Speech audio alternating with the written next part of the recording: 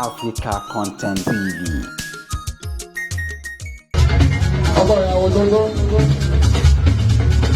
ọkọ lébi rẹ̀ jìnnà, ọkọ ìyàwó tuntun ṣe.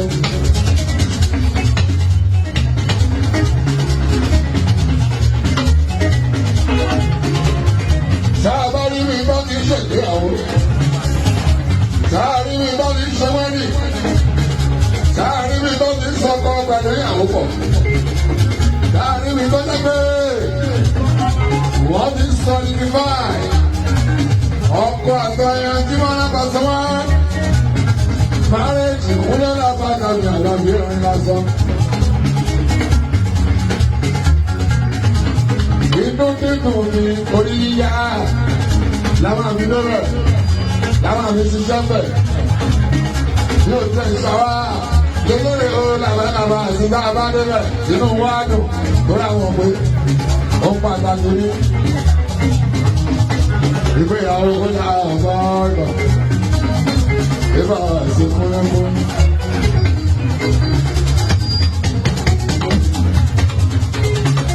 Ìmọ̀ ìṣeré ìṣeré kì í ṣàwádà. Tọ́ọ̀bá ni wọ́n fẹ́ ṣe wẹ́ẹ̀dì. Tọ́ọ̀bá ni wọ́n fẹ́ ṣe ìgbéyàwó. Tọ́ọ̀ ni wọ́n fẹ́ ṣe nìkáì.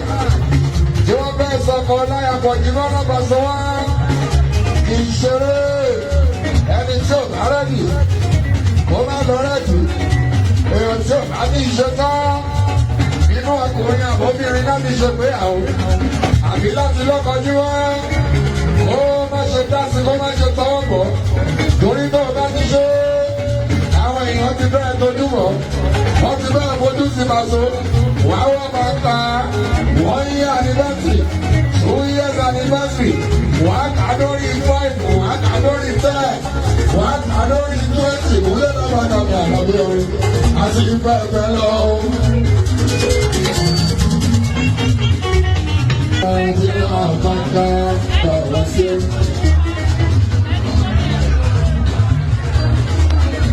Láti máa ń bá ọ ṣàdúrà, láti máa ń gbàdúrà fọ́kọ pẹ̀lú ìyàwó.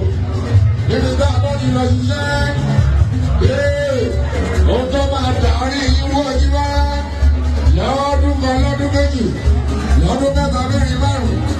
Àjíbọ́lá ọlọ́run máa jẹrí gbogbo tó lè fa bẹ́ẹ̀ máa mi tún dára.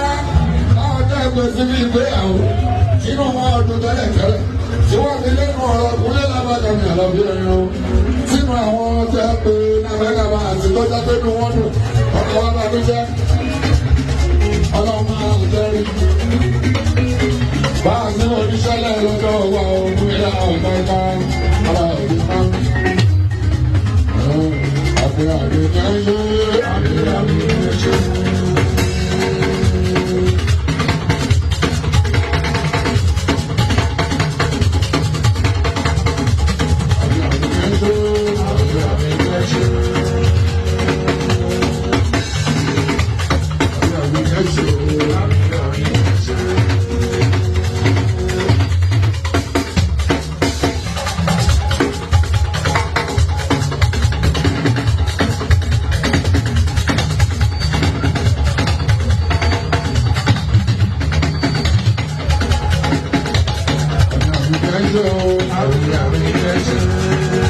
Bọ́lá ń ṣàdúrà ní bíkan.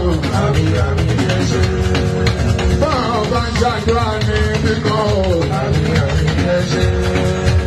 Ó ṣe nù mọ́ṣáláṣí.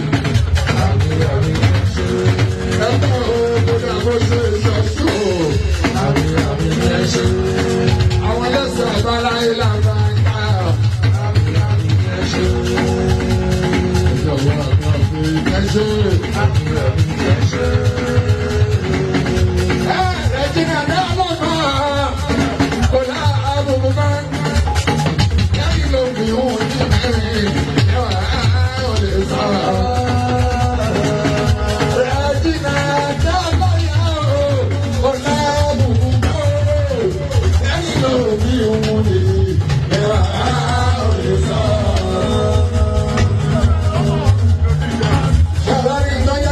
Ọlọ́kùnrin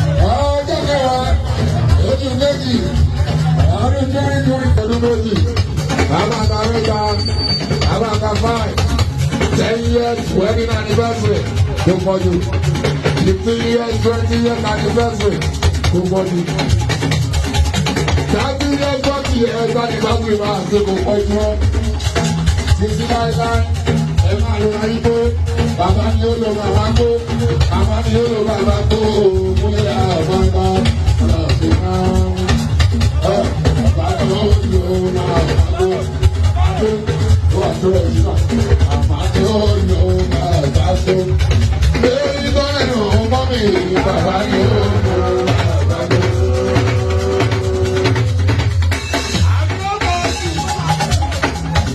Lórí bọ́lẹ̀ nù ọ̀dá mi bàbá ni ó lo bàbá tó.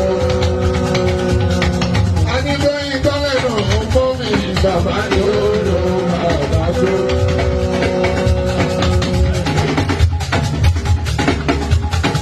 Ìgbéyàwó láàrin bàtó ojú wa ó láyé ṣẹlẹ̀ rí 10th of February ọjọ́ kẹwàá oṣù kejì ọdún 2024 ó bá sọ́dọ̀ sọ́dọ̀ dé alábi olóògbé ìyá mi sojú kọ́ lójú àwọn oníṣòyí dára àwọn bàbá wa tó ojú wa àwọn oníṣòyí dára alàgbàgbà kúnlẹ̀ àgbàgbà kò ní tó nígbà ẹ̀yin náà ẹ má ṣe gbọ́ sọ ìsọ ìyànà mi ẹ má ṣe gbọ́ sọ ìsọ ìyànà mi ojú wa àti tọ́lá fẹjọ́ rẹ̀ jù náà sùn ẹ́ kúnlẹ̀ àgbàgbà àfarabalẹ̀ láti kọ́rọ̀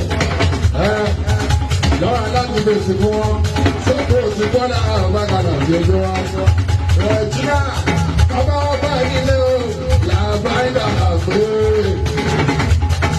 Ọba jáde, Adéwàgbà, fún ẹ̀rẹ̀ ìtura ìwọ́lọ́ pàtó.